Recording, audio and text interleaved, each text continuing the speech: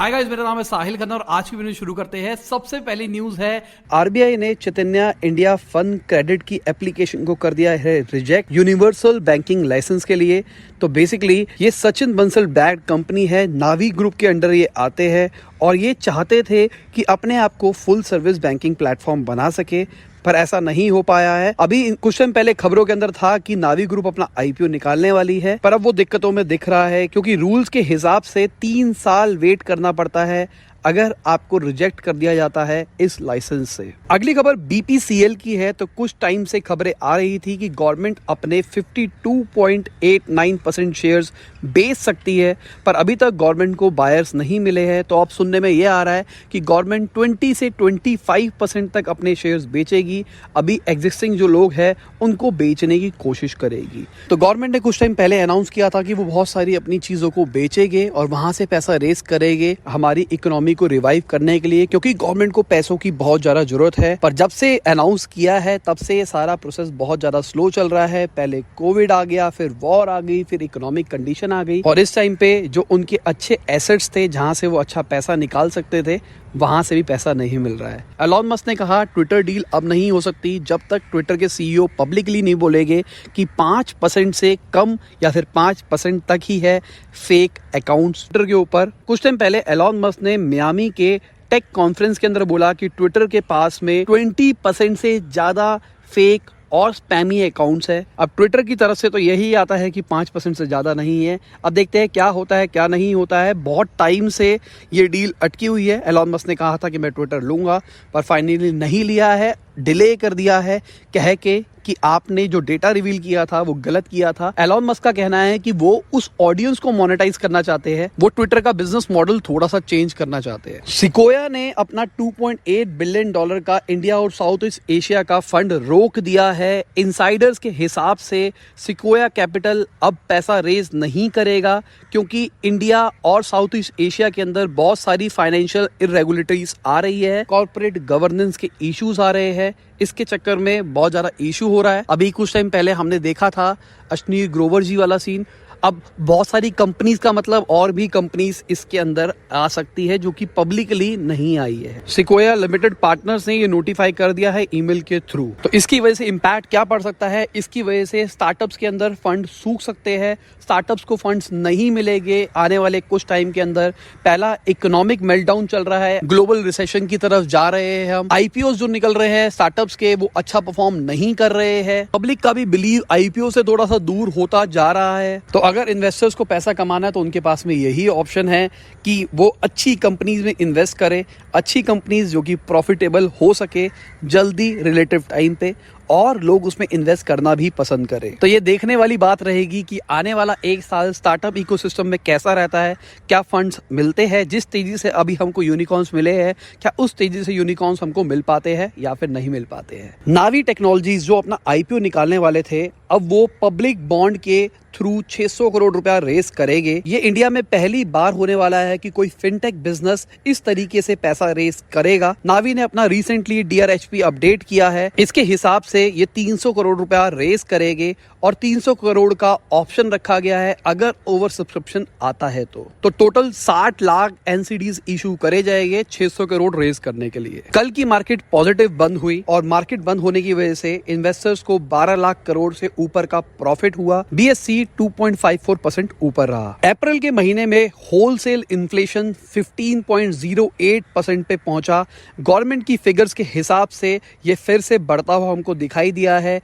मार्च के महीने में अगर हम बात करके चलते हैं तो 14.55% था। पिछले 13 महीने से ये डबल डिजिट फिगर्स के अंदर है और सबसे बड़ी बात यह है इसका एक लार्ज पोर्शन फ्यूल कॉन्स्टिट्यूट करता है। 38.66% राइज आया है ईयर ऑन ईयर अगर हम फ्यूल प्राइसेस की बात करके चलते हैं। कॉमर्स इंडस्ट्री मिनिस्ट्री ने बोला कि इसका एक बहुत बड़ा रीजन है इन्फ्लेशन बढ़ रहा है और उसकी वजह से mineral oil, metal, crude petroleum, natural gas, food, chemical item, इन सब के रेट बढ़ रहे हैं। इस चक्कर में आपको ये सब कुछ बढ़ता हुआ दिखाई दे रहा है। फर्स्ट क्राई ने किया अपना IPO postpone. Recently first cry बहुत खबरों के अंदर था कि वो आईपीओ लाने वाला है और पैसे रेस करने वाला है।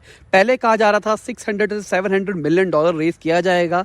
उसके बाद खबर निकल के आती है कि $1 बिलियन रेज करेंगे, पर अभी के टाइम पे वो रेज नहीं कर रहे हैं क्योंकि अभी के टाइम पे मार्केट रिस्पॉन्ड इतना अच्छा नहीं है और इनको लगता है कि इनका आईपीओ उतना अच्छा नहीं जाएगा। अभी रिसेंटली डिलीवरी का भी आईपीओ निकला है और वो बहुत ज्यादा ओवर सब्सक्राइब नहीं हुआ है, 1.63 टाइम्स ही हुआ है और चांसेस अगेन यही है कि जो आईपीओ खुलेगा ज्यादा लॉस के अंदर खुल सकता है। बैंक्स ने अप्रोच किया आरबीआई को जो फिनटेक कंपनीज है उनके अंदर जो अनरेगुलेशन है उसको लेके। हमारे देश के अंदर बहुत सारी जो फिनटेक कंपनियां हैं वो मर्चेंट्स की तरह क्लासिफाइड है अभी के टाइम पे, तो वो सूडो पेमेंट्स एग्रीगेटर है और वो लोगों के पैसों को संभालती है। इसकी वजह से एक बहुत बड़ा ग्रे जोन बनता है जहां पे वो केवाईसी नहीं करते हैं, बहुत सारे लूपहोल्स क्रिएट हो जाते हैं जिसकी वजह से जो एंटी मनी लॉन्ड्रिंग प्रिंसिपल है वो वॉयलेट होता है और बहुत ज्यादा आने वाले टाइम में इश्यूज आ सकते हैं। तो बैंक्स ने आरबीआई को वार्न कर दिया है, अब देखते हैं आरबीआई इसके ऊपर क्या एक्शन लेता है।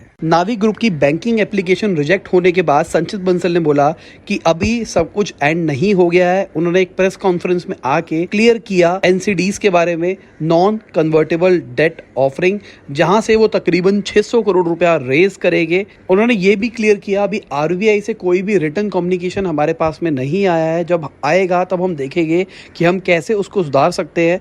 अभी तो बहुत सारी पॉसिबिलिटीज है, अगर हम चाहे तो रीअप्लाई भी कर सकते हैं आने वाले टाइम पे। अगली खबर एलॉन मस्क की है। तो एलॉन मस्क ने यूनाइटेड स्टेट्स चल रहा है रिसेशन के अंदर, ऐसा एलॉन मस्क ने कहा। उन्होंने कहा कि यूएस की इकोनॉमी अभी रिसेशन के अंदर हो सकती है और अभी आने वाले 12 से 18 महीने बहुत बुरे रह सकते हैं। उन्होंने ये बताया कि उन्होंने भी बहुत सारे रिसेशन देखे हैं और ये बहुत ही अनप्लेजेंट होते हैं। अब उन्होंने इसको क्लियर भी किया कि ऐसा क्यों है। उन्होंने कहा कि जो बूम आता है और वो लंबे टाइम तक रहता है तो मिस एलोकेशन ऑफ कैपिटल हो जाता है, मतलब जिनके पास पैसा होना चाहिए उनसे ज्यादा लोगों के पास पहुंच जाता है, लोग फूल्स के ऊपर भी इन्वेस्ट करने लग जाते हैं। अगली खबर हुंडई की है। तो उन्होंने बोला कि अब वो इंडिया के अंदर सेंट्रो नहीं बनाएंगे। साउथ कोरियन कंपनी ने पहले भी इंडिया के अंदर सेंट्रो को डिसकंटिन्यू किया था 2014 के अंदर और उसके बाद 2018 के अंदर नए मॉडल के अंदर उसको दोबारा से जिंदा किया था। उस टाइम पे 3.19 लाख रुपीस हुआ करता था इसका एक्स शोरूम प्राइस। रिपोर्ट्स के हिसाब से इसलिए कर रहे हैं क्योंकि उनको लगता है कि अभी परता नहीं खा रहा है, खर्चे ज्यादा आ रहे हैं,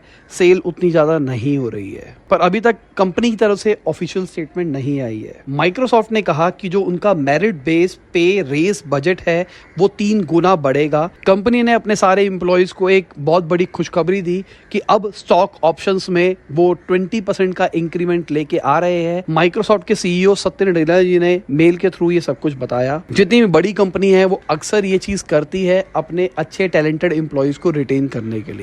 पेटीएम मॉल ने कहा कि अब उनका ओएनडीसी सबसे बड़ा की एम्फेसिस होने वाला है। ओएनडीसी गवर्नमेंट का एक इनिशिएटिव है, open network for digital commerce. ये एक जैसे यूपीआई पेमेंट्स के लिए है वैसे ही ओएनडीसी ई कॉमर्स के लिए है। कहा जाता है इससे ई कॉमर्स करना बहुत आसान हो जाएगा। आप जो भी रेगुलर अपनी ऐप यूज करते हो उसी के अंदर इंटीग्रेट हो जाएगा और आप ऑर्डर कर पाओगे विदाउट एडिशनल पेमेंट, और जो सेलर्स होंगे उनको भी कोई एडिशनल पेमेंट नहीं देनी पड़ेगी।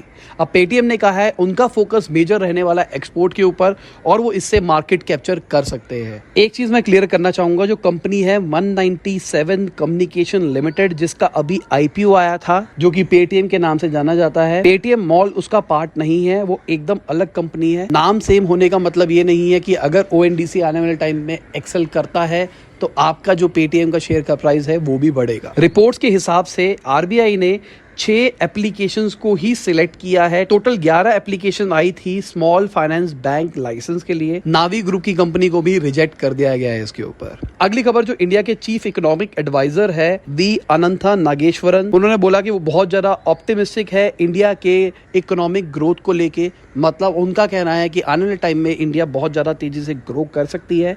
अभी के टाइम पे बहुत सारे लोगों का कहना है कि रिसेशन चल रहा है, पर उनका कहना है कि आने वाले कुछ सालों तक हम बहुत ज्यादा तेजी से ग्रो करेंगे। उन्होंने बोला ये जो मॉनेटरी टाइटनिंग हुई है इसकी वजह से रिकवरी स्लो होगी पर होगी। अभी के टाइम पे आरबीआई और आईएमएफ के हिसाब से हम 7.2 से 8.2% से ग्रो करेंगे फाइनेंशियल ईयर 22-23 के अंदर। और उन्होंने बोला ये जो रेंज है ये एक रीजनेबल मार्क है और होगा ऐसा। इंडियन ऑयल कॉर्पोरेशन का 31.4% से Q4 का नेट प्रॉफिट घटा है, ऐसा उनकी फाइलिंग में निकल के आया है। ये सब इसलिए हो पाया क्योंकि उनके मार्जिन कॉम्प्रोमाइज हो गए पेट्रोकेमिकल से, और जो ऑटो गैसोलीन है उसके अंदर उनको लॉस भी हुआ है। अगर मैं जनवरी से मार्च की बात करके चलूं तो उनको नेट प्रॉफिट 6021.88 करोड़ रुपीस का हुआ है। अगर हम पर शेयर की बात करके चले तो 6.56 निकल के आता है। और अगर एक साल पहले से कंपेयर करके चलते हैं इस चीज को, तो उस टाइम पे 8781.30 करोड़ था, मतलब 9.56 रुपीस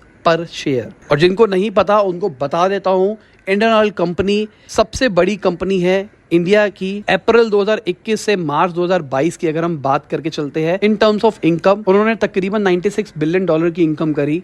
7.28 लाख करोड़ रुपीस बनते हैं ये लमसम। कर्नाटका के अंदर बढ़ रहे हैं टमाटर के प्राइजेस, 80 रुपए से ऊपर निकल गए हैं बेंगलुरु के अंदर।